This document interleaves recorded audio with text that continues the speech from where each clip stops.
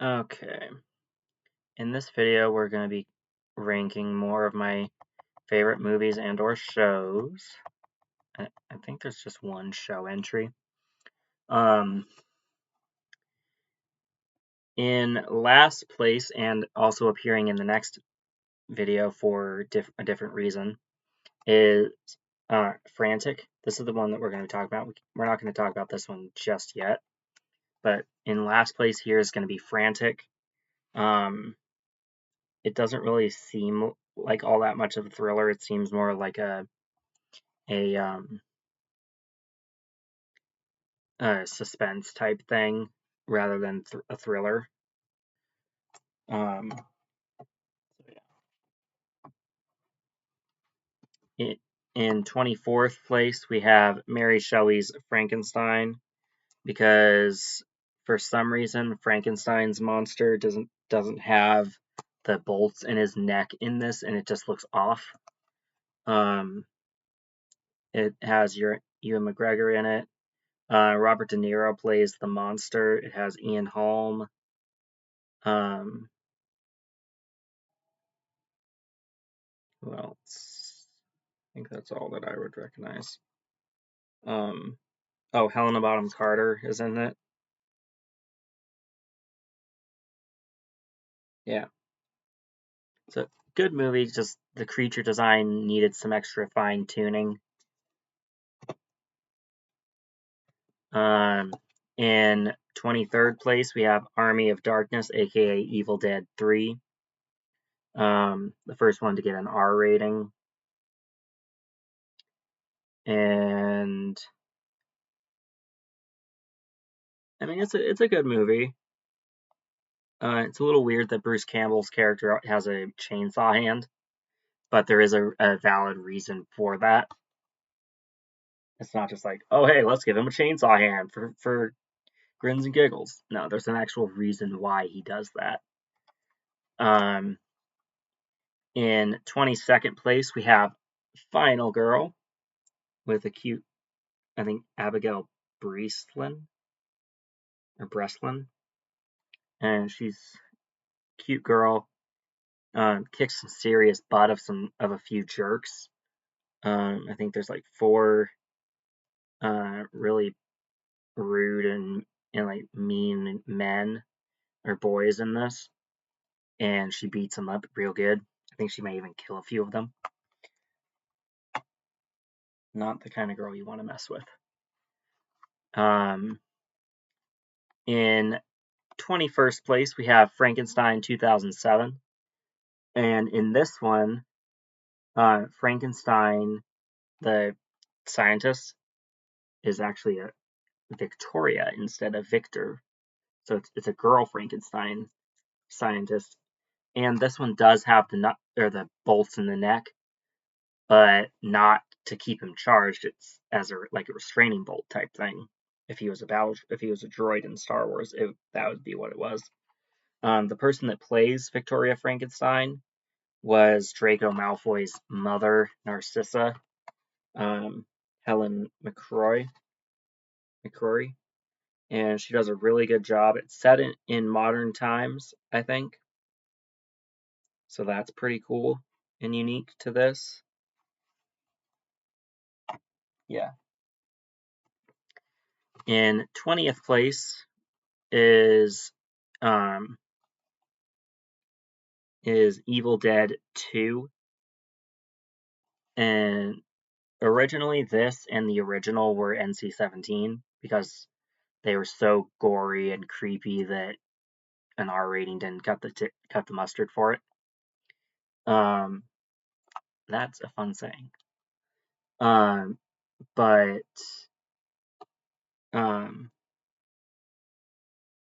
I don't really have any real issues with this one. It has Bruce Campbell doing his Evil Dead thing.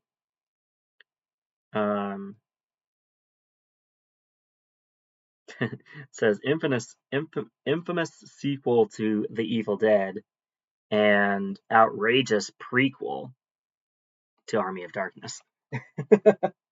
That's interesting that it makes that distinction. In 19th place, we have Legion, where Vision from the MCU, Paul Bettany, is an angel, Archangel Michael, nonetheless. It has Dennis Quaid, who sounds exactly like Harrison Ford and looks like him in this. It has this guy from the Fast and Furious movies, bald black guy that's not Vin Diesel or The Rock. And he does a good job. I think Tyrese Gibson, I want to say, is who that is. And yeah, it's a really good movie.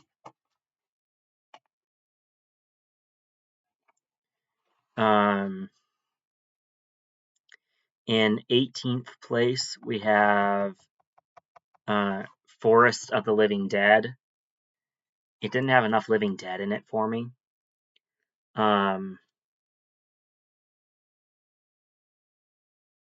Jason West's life becomes a living nightmare when his supermodel girlfriend, Nicole, is brutally attacked by a demonic spectral entity and basically becomes a zombie. That's her on the cover there. And so is this. But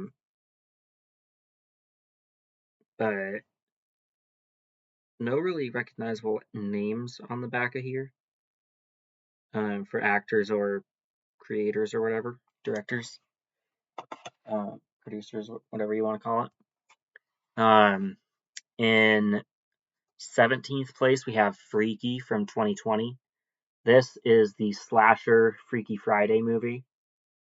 Catherine Newton is the blonde girl here, is very attractive. It has Vince Vaughn, who's this tall, imposing, psycho killer looking guy.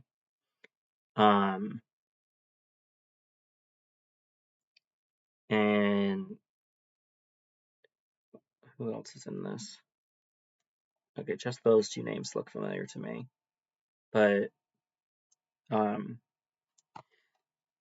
I do have one problem with this, but I'm not gonna say what it is because it's just something I don't agree with personally.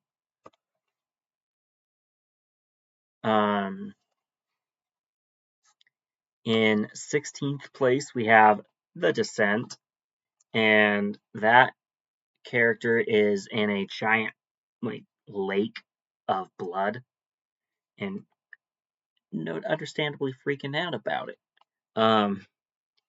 She's in a cave system with a bunch of her friends, and they get picked off one by one and killed.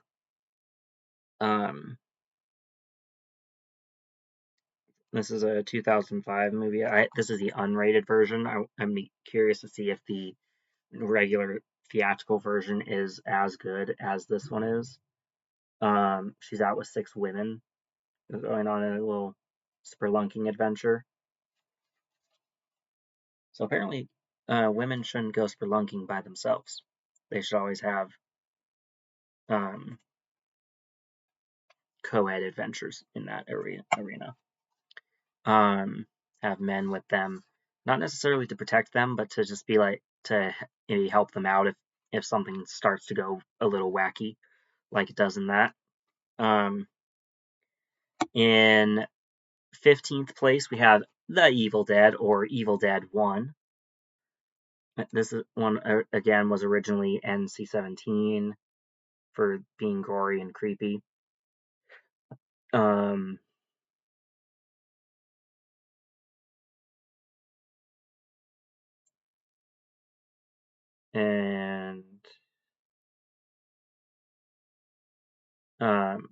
this version is unrated, like both of my copies of Evil Dead 2.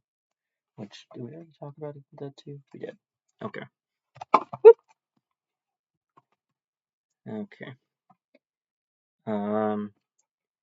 In 14th place, and actually I need to change this because this one's actually my favorite of these movies. so we'll switch this around a little bit, is Deep Blue Sea 2. This one is set in like a marine biology type island. And basically this entire trilogy of movies is based around trying to cure Alzheimer's. And Samuel L. Jackson's in one of them. I think he's in the original. Yeah, I see him on the case for the original. But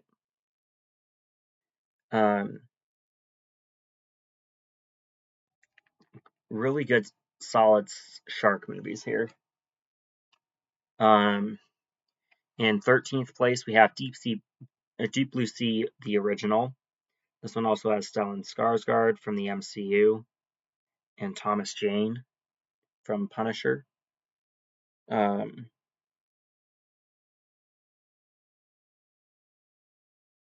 L. Jackson, as stated before. Another solid shark movie. In where are we? In 12th place, we have Double Jeopardy, and this one is basically about a woman on the cover here who is separated from her, or estranged from her husband because he was like a dirtbag or something, but he took her son with him when they split, and she's trying to get custody of her son for the movie after being framed for his murder, even though he's not dead. Tommy Lee Jones is in it, and does a good job. Yeah. It's also one of the few R ratings that my mom will watch. In 11th place, we have Evil Dead, technically 4, but it's also a reboot, sort of. But what's his name?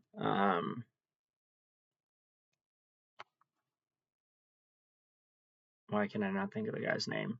Bruce Campbell shows up at the very end. And this one's a really good. It's treated like a sequel and a retelling at the same time, so it's both a reboot and a sequel at the same. And it has the original producers reuniting. And like I said, Bruce Campbell shows up at the very end of it, but good movie. I like it 3 spaces more than the original. In 10th place, we have Deep Blue Sea 3. And this one is set on an artificial island, a man-made island, unlike the first two, which are both set on marine research island type things, or like platforms, rigs, whatever you want to call them. And it brings something new to the franchise by doing that. And in this one, the sharks are being controlled to wipe out the people on that island.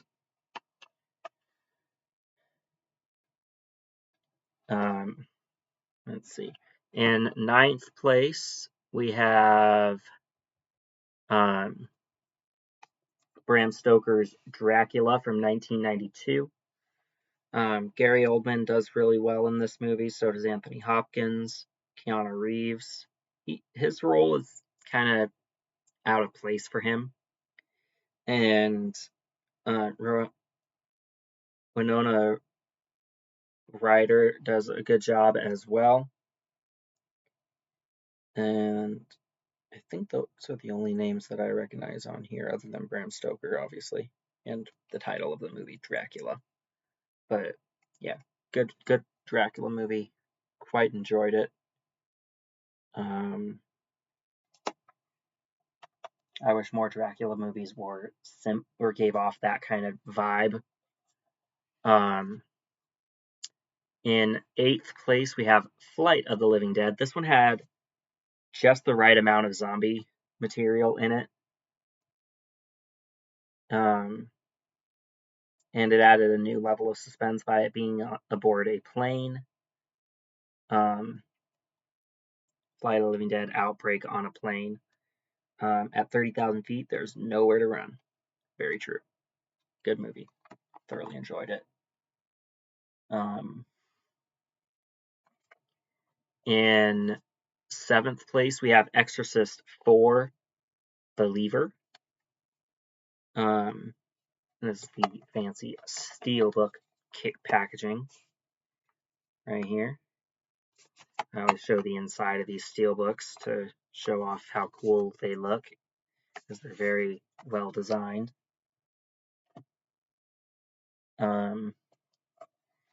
In 6th place, we have Firestarter 2022. This one is, in fact, a reboot instead of a sequel. Zac Efron does a good job as the father of the title character, Firestarter herself. The girl is a cute kid that you wouldn't expect to have pyrokinetic powers until she starts exhibiting such abilities. And solid remake. Lives up to, but is not quite better than the original. In 5th place, we have The Exorcist 3 Legion.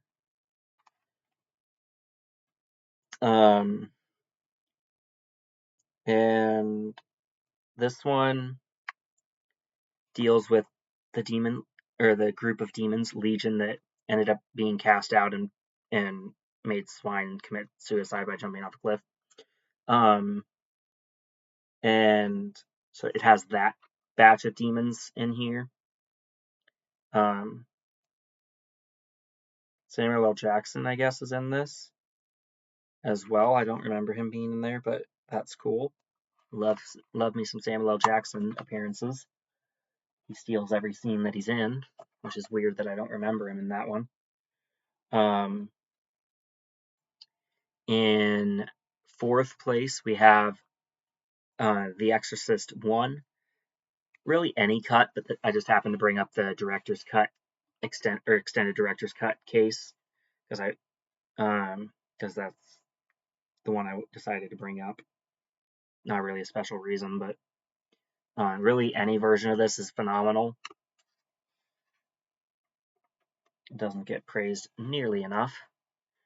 In 3rd place is Firestarter 1984, the OG, with young Drew Barrymore as the title character. And she does a remarkable job as 8-year-old Charlene McKee, I believe. And hers is actually the only name that I recognize on here. So her being the title character is a good selling point for me, because I like a lot of her filmography. So there we go. Our runner-up is Five Nights at Freddy's 1, aka FNAF 1. This is the Night Shift edition. I saw this one time in theaters with my dad, and I thought it was actually I think I saw it twice in theaters. I thought it was a really good movie. It has Josh Hutcherson from the Hunger Games series in it. That's him right here. It has Shaggy from the original Scoobies, as well as Stu Macher from Scream 1 in it as the main bad guy. I'm really looking forward to the sequel that's coming in December. So I'm looking forward to that quite a bit. and kind of cheating a little bit, including the title from my previous ranking that I just did, but only one portion of it, is my favorite season of Girls is season 6, and it's in first place here. Kind of cheated a little bit, including that, because I guess I realized I only have 24 titles up here for the second video. And actually, one of them is going to need to go in the next video as well.